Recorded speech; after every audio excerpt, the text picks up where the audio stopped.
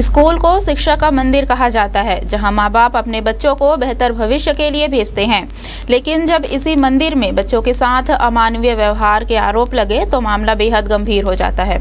ऐसा ही एक मामला सामने आया है डूंगरगढ़ के नवोदय विद्यालय से, जहां कक्षा 6वीं में पढ़ने वाले छात्र ने अपने ही स्कूल के कुछ छात्रों और शिक्षकों पर गंभीर आरोप लगाए हैं। दरअसल राजनांदगांव जिले के डूंगरगढ़ स्थित नवोदय विद्यालय से एक सनसनीखेज मामला सामने आया है।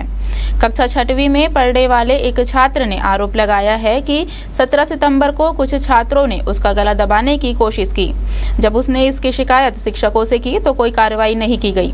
पीड़ित छात्र का कहना है कि अगले दिन फिर कुछ छात्रों ने उसकी पीठ पर रस्सी से मारा और धमकी दी कि अगर दोबारा शिकायत की तो अंजाम बुरा होगा।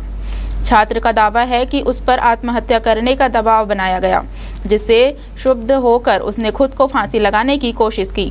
मामला सोशल मीडिया और मीडिया के माध्यम से जब सामने आया तो शिक्षा विभाग हरकत में आया। जिला शिक्षा अधिकारी, एसडीएम और बीईओ ने स्कूल का दौरा किया और जांच शुरू की।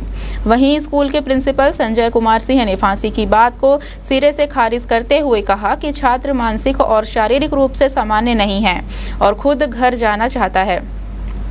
गौर करने वाली बात यह है कि यह नवोदय विद्यालय डूंगरगढ़ में ऐसा पहला मामला नहीं है। पिछले साल भी इसी स्कूल में एक छात्र ने आत्महत्या कर ली थी। इसके बावजूद इस बार फिर एक गंभीर आरोप सामने आना स्कूल प्रशासन की संवेदनशीलता और कार्यप्रणाली पर बड़े सवाल खड़े करता है। खास बात यह भी है कि पीड़ित छात्र ने अपने वीडियो में यह दावा किया है कि स्कूल प्रशासन ने जबरदस्ती उससे एक लेटर भी लिखवाया है। 17 तारीख शाम को 6 बजे मेरे को एक भैया गला दबाए थे। किसी सर को कंप्लेंट किया था आपने? हाँ। कौन से सर को किया था? रोशन सर, एमओडी। रोशन सर ने क्या कुछ एक्शन लिया था? नहीं लिया था। और 18 तारीख को सुबह क्या हुआ था? 18 तारीख को सुबह मैं पीटी से लौटा था और मेरे को बहुत तेज प्रेशर बन रहा था। हाँ। वो लोग और कुछ लोग मेरे को बोले कि पानी नहीं आ रहा है और बाथरूम में घुसने नहीं दिए, तो मैं तैयार हो गया। अच्छा, फिर तैयार हुआ, उसके बाद फिर 2 ठो भैया लोग रस्सी को मेरे को पकड़ा दिए और फिर उससे पहले पीठ पे एक बार मारे थे। एक नॉर्मल चाइल्ड नहीं है, लाइक इसके आईज की बहुत प्रॉब्लम है। एक आंख, जैसे पेरेंट ने खुद बताया, एक आंख उसका काम नहीं करता है और जो दूसरा आंख है उसमें 30% ही विजन है, 70% विजन नहीं है, राइट। और उसके कारण क्या होता है कि उसे और आने जाने में बहुत तकलीफ़ होती है, राइट। जहाँ से डॉर्मेट्री से स्कूल आना, अनेक बार आना जाना, तो वो जो थक जाता है और इवन हाउस मास्टर का खाना खाने भी नहीं जाता, उसे उठाकर खाना खाने ले जाना पड़ता है, राइट।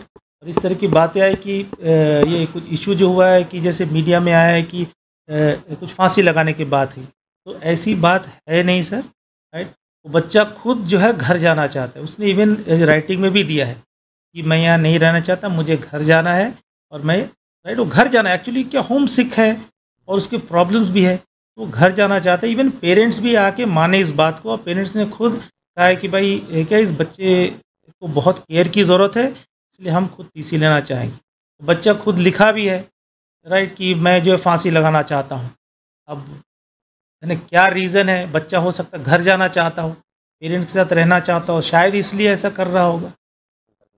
बाकी बच्चों में और उसमें काफ़ी डिफरेंस है सर। एक्चुअली सबसे पहले उसके जो आई का इशू है, एक आई से तो उसको बिल्कुल भी नहीं दिखता है और सेकंड आई में भी 30 या 40% है जो भी विज़न है, तो उसकी वजह से ना वो कुछ भी चीज़ क्लियर नहीं देख पाता है। तो उसकी वजह से उसको कई बार डिल्यूज़न भी होते हैं कि कोई मुझे मारा, जैसे धक्का लग गया किसी बच्चे से तो उसको लगता है भैया मुझे परेशान किए या बच्चा मुझे परेशान किया। तो इस तरह की केसेस उसके साथ होते थे, तो हम लोग उसको समझाते थे कि बेटा ऐसा नहीं है, है ना। और फिजिकली सर उसको बहुत प्रॉब्लम है, बहुत वीक है वो, मतलब अंदर से, वैसे देखने में नहीं दिखता, लेकिन उसको इतना जल्दी थकान होता है, बहुत थोड़ा चलता है और थक जाता है और वो कहीं भी सो जाता है। कई बार हमने उसको हॉस्टल के बाहर सोते हुए देखा है, जो चबूतरा बना हुआ है, प्लस अपने मेडिकल इसमें एमपी हॉल में वो सो जाता है, स्टेज पे, क्लासेस में वो कई बार छुट्टी होने के बाद भी सोता हुआ मिला है।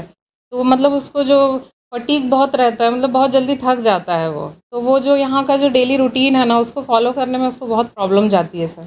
मीडिया में जो खबर चल रही थी और अखबारों में भी छपा है, तो स्वतः संज्ञान लेकर के मैंने बीओ को भेजा तो जाके पता करें, और उस वक्त कलेक्टर सर के निर्देश में मैं भी आया यहाँ पे। तो बच्चा बहुत छोटा बच्चा है और परिवार में बहुत लाड़ प्यार से बचा हुआ है। हॉस्टल लाइफ की कठिनता या जटिलता को देखते हुए शायद इस प्रकार की चीज़ें उसके मन में आ गई थी कि यदि मैं कुछ करूं तो शायद मुझे घर परिवार वाले वापस ले जाएंगे। उस परिप्रेक्ष्य में ही ये चीज़ समझ में आई है, क्योंकि उसका काउंसलिंग का रिपोर्ट भी मैंने देखा है, अन्य बच्चों का वो भी देखा है। तो ऐसी घटना नहीं है जो न्यूज़ में चली है, लेकिन फिर भी ऐसी सब चीज़ों के लिए शिक्षा विभाग की तरफ से हम सभी स्कूलों में निर्देश भी देंगे कि छोटे छोटे बच्चों में यदि किसी प्रकार की मानसिक कमजोरी आ रही है तो उनका बहुत केयरफुली उनका ध्यान रखा जाए।